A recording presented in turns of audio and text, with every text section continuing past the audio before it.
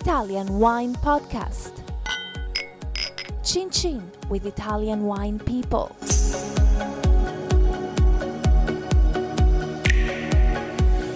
Hello, this is the Italian Wine Podcast with me, Monty Waldin. Today I'm with Alessandro Fenino, who is the manager of the Pievalta estate in the Marche region of Italy, famous for its Verdicchio. Alessandro, how did you come to be working at Pievalta? I'm here because I worked when I was young in Barone Pizzini, Franciacorta Winery, and decided to invest here in Castelli di Jesi to produce Verdicchio di Castelli di Jesi, thinking that this grape was the best Italian white grape. What makes Verdicchio so special as a white wine grape? It's a great grape because has a good acidity, is perfect in this area, and you can find it only here, and it's perfect with this calcareous soil and give acid, fresh and salty wines. What is Verdicchio like to grow? Is it an easy grape to work with? Depends where you plant this grape. In Castelli di Jesi we have two kinds of soils. Where you find the sandstone, you don't have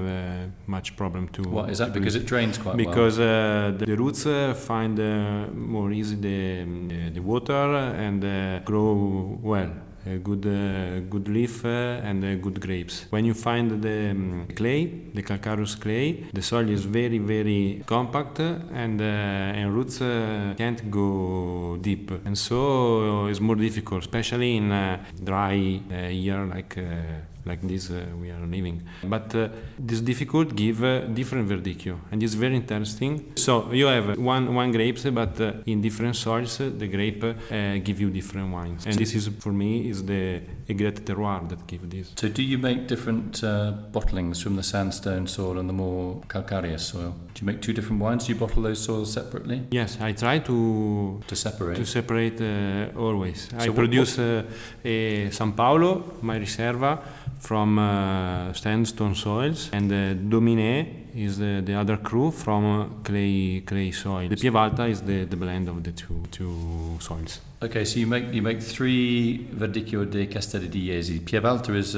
like the representative bottling. Represent the most is most bottled wine from us is entry wines, and is the blend of the two crew. So tell us again about the Dominé. Which soil is that from? Dominé is from Maiorati Spontini grapevine and from calcareous clay soil. Is vinified in stainless steel with 10% of Garbellotto, big barrel, and is very typical from the clay soil. Very mineral, very citrus fruits like lemony flavors. Lemon, yes.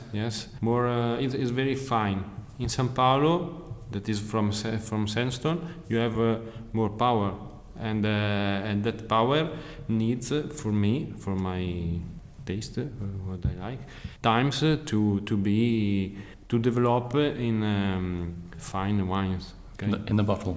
In the bottle. So what is the aging window for the Dominé compared to San Paolo? If I buy a bottle of Dominé, how many years would I have to wait before you think it would be ready, and how many years would I have to wait for a San Paolo wine to be ready? I taste last month 2008 of Dominé. That was good, very good now. Now is more good than when in 2009 we sell that wine. So that's a wine that's nearly 10 years old. Yes. Okay.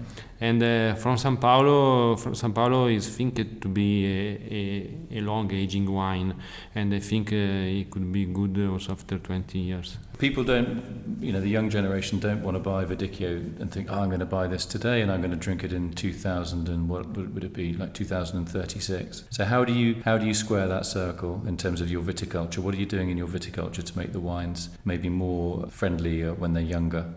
In vineyard, we produce in biodynamic, and for these young people, we produce the good of Verdicchio is and Verdicchio grown in organic and biodynamic is that it's very good aged. But if you taste now, are very fresh and very drinkable wines, because the acidity of the grapes give you good satisfaction.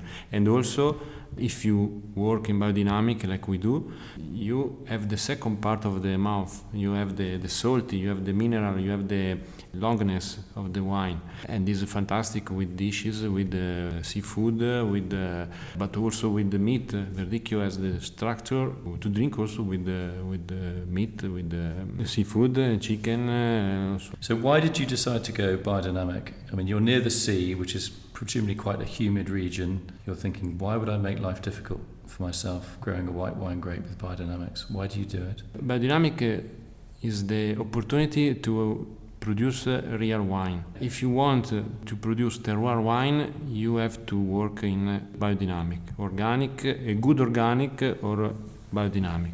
It's not a problem if in France they produce in biodynamic, why in middle of Italy we can't produce. The disease are not a problem here, also because you work, don't think into disease. You are working to have an harmony in the vineyard and an equilibrium. And so when you have the good equilibrium, you stay well and the vineyards stay well. When you talk about an equilibrium, what are you talking about? Are you talking about just the soil or the leaves or the vine roots, the grapes? In biodynamic, the first thing is to watch and to see that all is in harmony, is okay. Observation. You can see, I see you are a good boy, okay, I see you. Thanks. No? Nobody ever says that to me. I see people, the observation is the first, and you see when a grapevine is good or is not good. When it's out of balance. You can see there's the balance between the grapes he has on the plant. You can see the kind of green of the leaves is not a dark green color. You find always new and light green leaves. You have to work the vineyard. When you work the soil is soft. You can see difference of grasses in the soil, and it's not a joke, it's real. If you have a difference, if there is a biodiversity, there is an equilibrium more than if it's all clean and all is monoculture. Monoculture. It is similar to that. The life is a difference. Life is complication. Life is a casino. What if I go into a conventional Verdicchio vineyard and I go into a biodynamic Verdicchio vineyard? What will the difference in the leaf color be? Will the biodynamic one have darker leaves or lighter? First, the confusion. You find leaves everywhere. So more vigor. You're saying that yes. the conventional are more vigorous because of the fertilizers. Yes. For me, the color, a different kind of green, is a lighter green than the biodynamic. And also the position. You see that the grapevine, the leaf are positioned to take the much light possible. So basically, what the idea I think you're saying is that the grape bunches can see the sun, but the sun can't see the grape bunches, so you don't get too much burning, steady ripening. Yes, also. Yeah. Yes, also. Is it easier to prune a biodynamic vineyard? You're saying that if there's more vigor in a conventional vineyard, so there's thicker shoots and many more leaves to have to deal with. Is that an advantage? It's much easier for pruning? I don't know, because I don't work in a conventional vineyard, and so I don't know. I think, but depends. So just tell us a little bit about what is the name of the main river in Verdicchio di Jesi? Esino. The Esino River. The Esino River. So is there a difference between the left bank and the right bank, like there is in Bordeaux? Because you have vines on both sides. I have the two bank and with two different soils. But so what's the soil on the left bank? In the left, I have the clay, calcareous clay, and on the right, the sandstone. But you find the sandstone going steeper, higher. Okay, if you go higher. Yes, mm-hmm. And it doesn't depend only from left or right. So you can't say a Verdicchio from the left bank will always taste like this? There are sandstone if you go in Monte Carotto, in Serra dei Conti, in Poggio San Marcello, in the highest part, you find sandstone too. You can see where is the sandstone watching to the old house. Right. If they are with the bricks, there is clay. If they are both with stones, there is a sandstone. Well, you should write a tourist guide. Yes. Give up the winemaking. How easy is Verdicchio in the winery? How easy is it to make a Verdicchio without causing yourself problems? Is for me the tannins in the skins, and so you have to put many again attention to don't broke the skins before you press. For this, all the harvest is by hand and in little boxes, and we don't use any other machine than press. So every box is put in directly in the press. For me, it's a religion. You have to broke the grape when the press.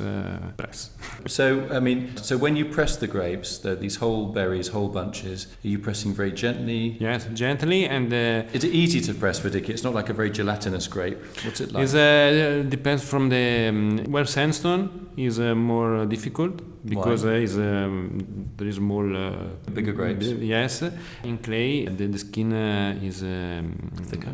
Yes, and so is a little easy. The first choose the Montefiore, the free run juice. Yeah? Esatto. It's easy to take. It's more difficult to take the other, and it's important to work separately the flower juice than the other. Do you think the fact that Baroni Pizzini is famous for its sparkling wine, its Franciacorta, where pressing whole bunches as they do in Champagne is so important, has that philosophy rubbed off on you, or did you always think that yourself? I take from them. That is my school, and they work with Chardonnay. So that obsession I have with Verdicchio, because it's more difficult than Chardonnay for this aspect. So what if in a good Verdicchio, what am I looking for? What flavors or textures will I look for? For me, it's the mouth. For me, it's the taste. The second part, the taste, the salty, and how the acidity give you taste in the mouth. Okay, is the progression it has in the mouth. There are very few wines with this taste, and if you work good without bitterness, if you work good in the press, you have more this sensation. So you have a clean, and this cleanness give you the salty, the minerality, because it's a real minerality you find in Verdicchio mouth. For me, it's the mouth. It's a wine to drink. It's not the wine to sniff. Yeah, the aroma. Yes, the aroma, only aroma. And I disagree with my colleague producer. They want to find the Sauvignon aromas in Verdicchio. Why? It's not that the question. The question is you have to work to have a tasty wine. With a lovely texture. Yes. So do you think Verdicchio is undervalued for the quality of the wine and the quality of the grape variety? Of course. Why is that? Is that the Italian media? Is it journalists like me who don't know Now what the they're media are 5 years, they are talking very well about Verdicchio, but consumer still a bad reputation. Verdicchio has a bad reputation to some customers in North Italy especially. In North Italy, they think about Verdicchio also still now, like the amphora, the low price wine, from the 1970s. the pizzeria's wine, and the great problem is that there is still few tourism in Marche and in Castelli di Jesi and here. So, but I mean, the Marche is a place where Italians go on holiday. If you think of the sandy beaches around Rimini, they are packed in the summer with Italians. They stop to Rimini, okay, and they reprise in Abruzzo. And they go down but so they don't come inland, 20 kilometers inland to the cities of Jesi and also Metellica. They're not curious to come in and discover the wines. That's the problem, yeah. Yes, I'd like to say that now is the moment of the native grapes. Or we are talking about Verdicchio, the grape, but and I'm very happy about this. But I think we have to work to produce not Verdicchio wines, but Castelli di Jesi, because there is something more also than only the grape. But to do this, and producer have to work organic, biodynamic, to work clean, because the truth of the terroir you have the truth of the terroir you have only if you produce in a clean grow. So for those of you that don't know what Castelli di Jesi means, it's Castelli is castles. The castles around the town of Jesi, which is inland from the Adriatic coast, which is the main area of production for the Verdicchio grape, and it's historically just had lots of castles as defensive fortifications. So you think the idea of marketing the Jesi castle wine would be better than just calling it Verdicchio? For me, yes. Also because there is the history, and there is a marketing terroir marketing inside the name, because the village, every castle, we have 23 castles. Every castle give a different Verdicchio, and so in the name we have a zonation, zoning, like a zoned area. Yeah. So you're saying every town historically had its own castle, and obviously each town in the Jesi area has a different terroir, and therefore produces a different style of Verdicchio, a slightly different style of Verdicchio. Yes. Like in many often is so. In a blinding tasting, it's not so difficult to find the Maiolati, some from Staffolo, from Cupramontana Verdicchio, from Monte Carotto Verdicchio. So these are all different towns. So there is a strong move here to organics. Is that because of you and other producers that pioneered organics, like obviously like Ampelio Bucci? He's been doing it for a long time because people see it as a quality route, or why more producers in Jesi going organic and biodynamic? There is in a young producer, there is in a smart producer, but there is still too many producers they are against organic. So that the older traditional. Yeah, I think yes. Maybe if a customer ask about organic, maybe they change opinion. Who goes around the world now and start now to produce wine, produce organic, because the world is asking about organic wines. So if you didn't grow wine grapes, if I said to you, right, you can no longer work for Baroni Pizzini and you can no longer work in wine, but you have to still be a farmer, what would you grow? Would you have animals, or would you have vegetables or fruits? What would you do? Olives? You could only have one thing. What would you grow? I do a biodynamic farm, so with all the grape, the olive, the cow, the chicken, all.